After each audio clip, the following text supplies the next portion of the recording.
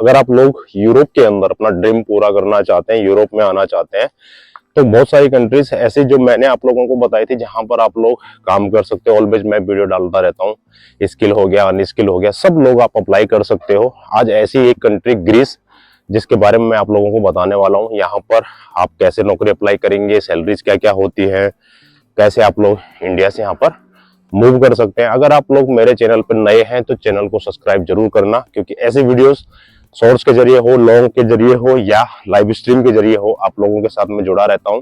सबसे पहले बात करते हैं कि यहाँ पर आप लोगों को कैसे कैसे नौकरियां मिल सकती हैं। ग्रीस के अंदर आप लोग कैसे कैसे नौकरी अप्लाई कर सकते हैं, कौन कौन बंदे यहाँ पर अप्लाई कर सकते हैं। तो अगर आप लोग अनस्किल है, मतलब आप लोगों के पास आईटी, डॉक्टर, नर्स वगैरह का इनका कोई सर्टिफिकेट, कोई डिग्री नहीं है, आप लोग कंपनीज में काम करते हैं, फार्मा में, क्लीनिंग में, वेयर हाउस में और होटल लाइन में, किचन हेल्पर में, शेफ नहीं है, प्रोफेशनली शेफ नहीं है, लेकिन हेल्पर ही का काम आप करते हैं, या किसी छोटी जगह पे होटल रेस्टोरेंट में आप काम करते हैं, आपने कोई डिग्री डिप्लोमा नहीं किया हुआ है, तो आप जैसे लोग भी यहाँ पर अप्लाई कर सकते हैं। ग्रीस के अंदर सीजनल हो या फुल टाइम वर्क हो, आप यहाँ पर हर तरीके के काम के लिए अप्लाई कर सकते हैं। इंडिया में बैठे बैठे ही आप लोग ग्रीस के लिए अप्लाई कर सकते हैं। इसके अलावा आईटी वाले हो गए, नर्स हो गए, डॉक्टर हो गए, आप लोगों के लिए भी ग्रीस एक अच्छी जगह है। ग्रीस में आप लोग यहाँ पर भी आप लोग भी अप्लाई कर सकते हैं। अगर आप लोग यूरोप में आ रहे हैं, यूरोप में किसी और कंट्री में आपको नहीं मिल रहा है, तो आप लोग भी बड़े इजी से यहाँ पर अप्लाई कर सकते हैं। अब बात करते हैं सैलरीज की। सैलरीज उन लोगों के लिए जो लोग लो प्रोफाइल वाले हैं, जो लोग वेयर हाउस, क्लीनिंग वगैरह में काम करते हैं या हेल्परी में काम करते हैं, डिलीवरी के लिए आ रखे हैं, उन लोगों के लिए सैलरीज की अगर मैं बात करूं तो 1500 तक, 1000 यूरो से लेके 1500 तक। इंडियन मनी की बात करी जाए तो 1 लाख रुपए से लेके 1.5 लाख रुपए तक आप लोगों को यहाँ पर आराम से मिल जाता है। कंपनीज रहना खाना पीना दे देती है। बड़ा सस्ती कंट्री है, कोई महंगी कंट्री नहीं है कि आप लोगों को बड़ा, अगर आप 1 कमा रहे हो तो 1 के बाद आपको 50 ही बचेगा, ऐसा नहीं है। आप अगर 1-1.5 कमा रहे हो वहां पर, तो आराम से अगर 1 लाख रुपए कमा रहे हो तो 90-95 भेज सकते हो, क्योंकि टैक्स आपकी कंपनी पे करती है, रहना आपका वहां पर होता है। इसके बाद बात करते हैं आईटी वालों की। आईटी हाई प्रोफेशनल वालों की सैलरीज 2500 से 3000 यूरो के बीच में, कहीं कहीं पर 2000 से लेके 3000 के बीच में। ये डिपेंड करता है कंपनी के ऊपर और आपके एक्सपीरियंस के ऊपर, क्योंकि आईटी वालों की सैलरीज ऑलवेज हाई होती है, लेकिन इतनी भी हाई नहीं है ग्रीस में कि आप लोग ये सोचो कि आपको 5-10 लाख रुपए का 1 महीने का पैकेज मिलेगा, ऐसा भी नहीं है। बट अदर कंट्री के मुकाबले इतनी है कि आप लोग आराम से वहां पर सेटल हो सकते हो। इसके बाद बात करते हैं जो लोग नर्स हैं और डॉक्टर हैं, उनकी सैलरी 1200 से लेके 1800 तक। डॉक्टर थोड़ा हाई लेवल पे चले जाते हैं, उनकी 2000-2500। इसके अलावा जो नर्स वगैरह का काम करते हैं, अच्छी खासी आपको इंग्लिश आती है, तो आप लोगों की सैलरी 1200 से लेके 1800 यूरो पर मंथ यहाँ पर हो जाती है। अब आप लोगों के दिमाग में एक सवाल चल रहा होगा, यार पीआर वीआर मिलती है कि नहीं मिलती है, सिटीजनशिप ले सकते हैं या नहीं ले सकते हैं? क्योंकि बहुत सारे बंदे इंडिया पाकिस्तान से सिर्फ इसलिए मूव होते हैं क्योंकि उनको एक बेस्ट लाइफ चाहिए, नौकरी भी अच्छी हो, यूरोप में रह रहे हो, परिवार सेटल हो जाए, बच्चों की पढ़ाई लिखाई हो जाए।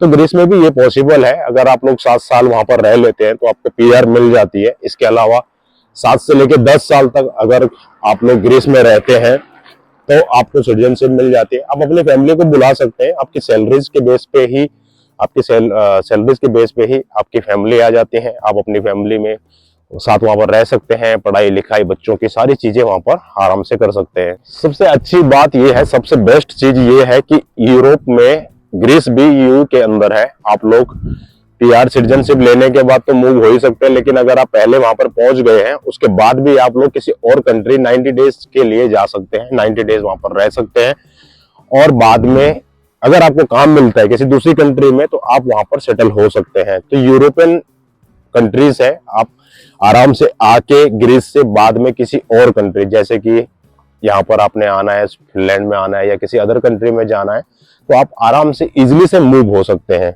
अब बात करते हैं यहाँ पर आपकी लिविंग कॉस्ट कितनी होती है, मंथली आप कितना एक्सपेंस करते हो, अगर आप कमा रहे हो तो खर्चे कितने हैं। यहाँ पर खर्चे बहुत मायने रखते हैं जब आप कहीं पे काम करने के लिए आते हो। तो अगर आप ग्रीस में हो और मोटा अगर मैं बताऊं टोटल ओवरऑल जो खर्चे हैं 500 से लेके 600 यूरो के बीच में आपके मंथली एक्सपेंस होते हैं। बट ये कम हो सकते हैं अगर आप लोग, बहुत सारी कंट्रीज में आपने देखा होगा सेकेंड हैंड मार्केटें होती हैं, इंडियन स्टोर, अगर आप सामान खरीद रहे हैं तो एक बार में परचेज करने के बाद कुछ डिस्काउंट मिल जाता है। इसके अलावा अगर आप शेयरिंग अपार्टमेंट में रहते हैं, किसी और बंदे के साथ रहते हैं, तो बड़ा इजी से आप अपने सेविंग कर सकते हैं। अगर आप लोगों को कंपनी प्रोवाइड कर रही है आपका एक टाइम का खाना और आपका रहने का कंपनी प्रोवाइड कर रही है, तो फिर ये खर्चे और भी लेस हो जाते हैं। तो ग्रीस में अगर बताया जाए कि कितना ओवरऑल खर्चा है, तो अगर आपने खुद का अपना घर ले रखा है और खुद के अकेले रहने के पसंद, आपको पसंद अकेले रहने का है, तो आप लोगों को 500 से 600 यूरो हो जाएगा। लेकिन अगर कंपनी प्रोवाइड कर रही है तो फिर 300-400 रुपए में ही आपका ग्रीस में काम बन जाता है। अब आप लोगों को मैं एक चीज बता देता हूँ कि बहुत सारे बंदे ऐसे होंगे जो वीडियो देखते ही फटाफट की ग्रीस में वैकेंसी है, ग्रीस में अप्लाई करना है जी, मैं तो वेयर हाउस में चले जाऊंगा, क्लीनिंग में चले जाऊंगा। बहुत सारे बंदे ऐसे होते हैं, वो तुरंत एजेंट एजेंसी को पकड़ लेते हैं, भैया आपने ग्रीस का नाम सुना है, ग्रीस में करवा दोगे क्या? एजेंट को लगता है कि चलो मुर्गा तो आया कटने के लिए, ठीक है भाई मैं करवा दूंगा तेरा काम।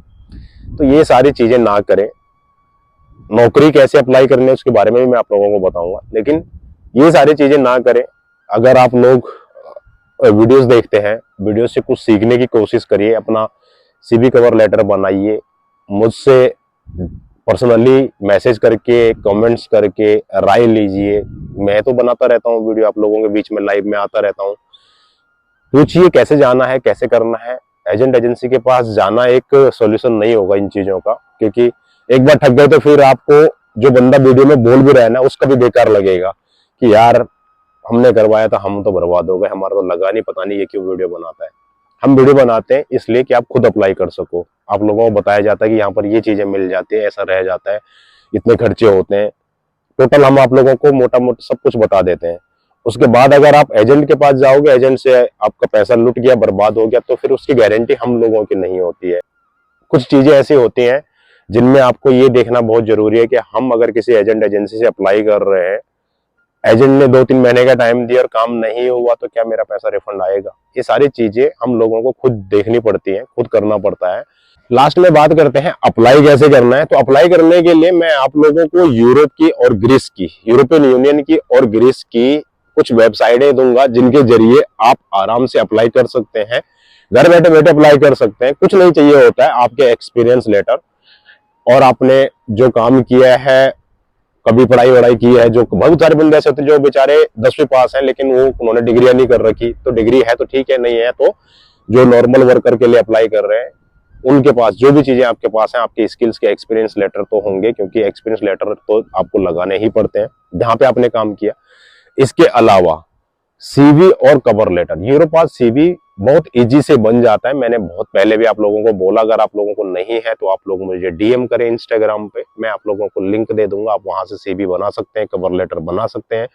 कवर लेटर में लिखना बहुत जरूरी है कि आप लोग इस नौकरी के लिए क्यों अप्लाई कर रहे हैं, क्यों आप ही इस नौकरी के लिए अच्छे हैं, ये थोड़ा सा मेंशन करना होता है, ताकि सीवी पढ़ने वाले को उसकी आंखों में लगे कि यार ये बंदा मुझे लेना है। ये कुछ चीजें, कुछ ट्रिक हैं जो आप लोगों को करनी चाहिए, इसी बेस पे नौकरी मिलती है।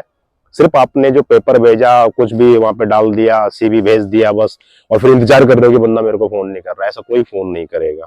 तो ये चीजें जरूर करिए, सीवी कवर लेटर अच्छा बनाइए और उसके बाद अप्लाई करिए। वेबसाइट है डिस्क्रिप्शन में आपको मिल जाएंगे। बहुत सारे बंदे बोलते हैं यार वेबसाइट नहीं है, वेबसाइट नहीं। अगर वेबसाइट नहीं खुलती है तो आप उसको कॉपी पेस्ट करके गूगल क्रोम या गूगल पे डाल के फिर खोल सकते हो। कई बार नहीं खुलती है, ग्लिच आ जाता है, नहीं खुलता है, तो आप लोग कॉपी पेस्ट भी कर सकते हैं। अदरवाइज वहां पर क्लिक करिए और डायरेक्ट वेबसाइट ओपन हो जाएगी। फिर आप लोग वहां पर अपने स्किल्स के हिसाब से, बहुत सारे बंदे बोलते हैं मैं वेयर हाउस की नौकरी ढूंढ रहा था, उसमें तो कहीं वेयर हाउस दिखाई नहीं दे रहा। भाई कहाँ से दिखाई देगा? आपको लिखना भी तो पड़ेगा वेयर हाउस। जहां पर जॉब वैकेंसी है वहां पर लिखिए। आप शेफ हैं तो शेफ के बारे में लिखिए, फार्मा का काम करते हैं तो फार्मा के बारे में लिखिए, जो भी आपकी स्किल्स है उसके हिसाब से लिखिए और फिर वहां से अप्लाई करिए।